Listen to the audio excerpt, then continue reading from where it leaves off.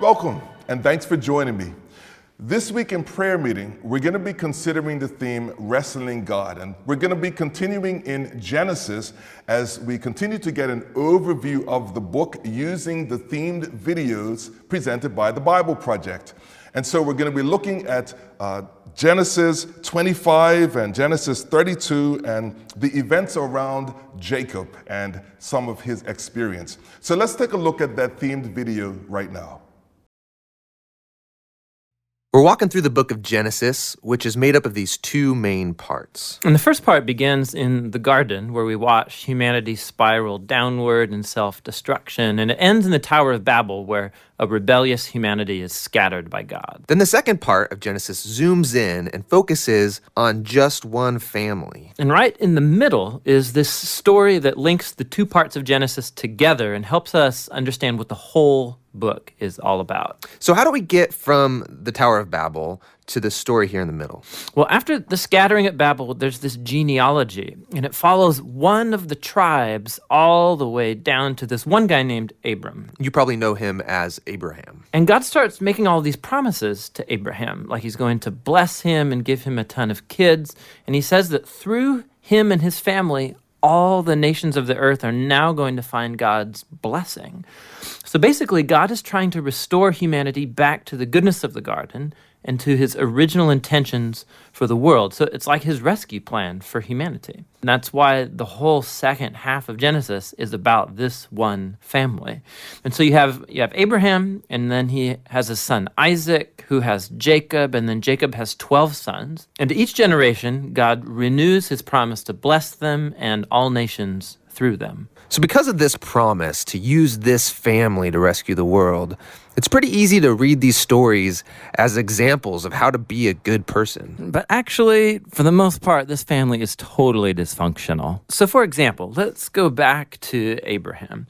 This whole story is about God giving him and his wife Sarah a family, but two different times. He basically gives Sarah away to other men by denying that she's even his wife.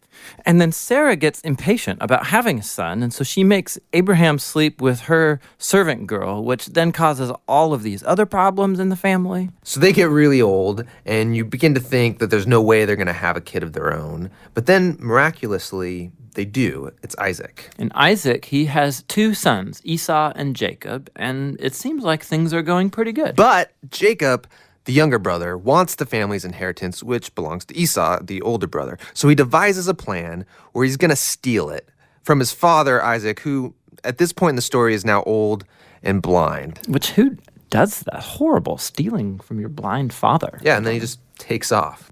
So Jacob goes on from there to have 12 sons, big family. But Jacob loves his 11th son, Joseph, way more than all the others. And so he gives him the special Technicolor dream coat. And his brothers, because of this, come to hate him. So much so that they plan on killing him. But they don't. They instead just sell him as a slave down in Egypt.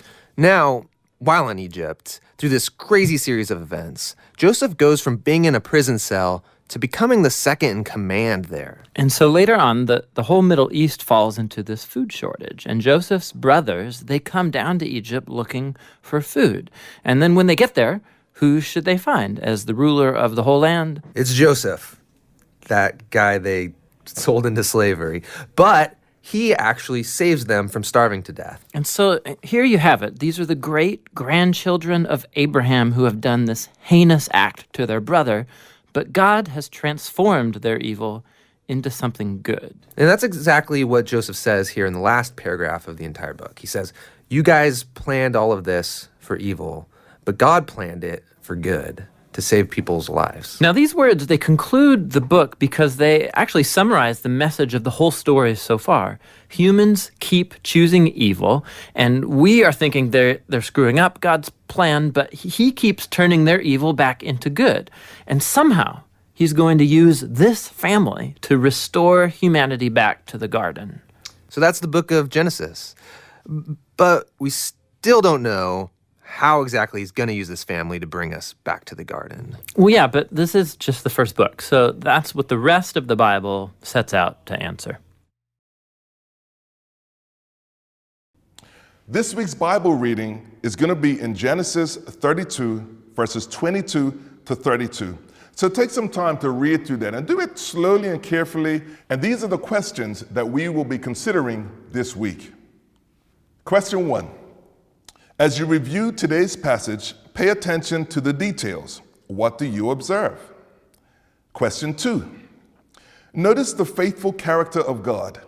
He's committed to fulfilling the promise he's made to his stubborn people no matter what. And he continually pours out his mercy on them so that they can still receive his blessing. What other examples in Scripture show this aspect of God's character? Question 3. Notice Jacob's character flaws. He chases after his earned security by stealing the blessings and security of the people around him.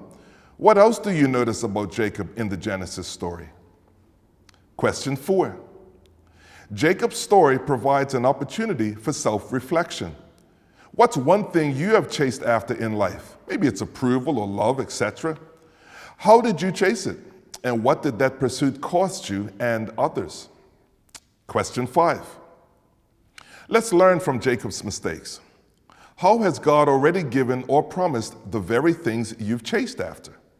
What does it practically look like for you to receive, instead of chase, God's blessings and promises through Jesus and his Spirit? To go deeper, read Ephesians chapter 1, 1 to 23, and chapter 2, 1 to 10. Question 6. How has God intervened in your life to help you receive his promises and blessing? What did you learn through that experience? And finally, turn your reflections into a prayer. Thank God for being faithful to fulfill his promises and for all the ways he's intervened in your life to help you receive his gifts.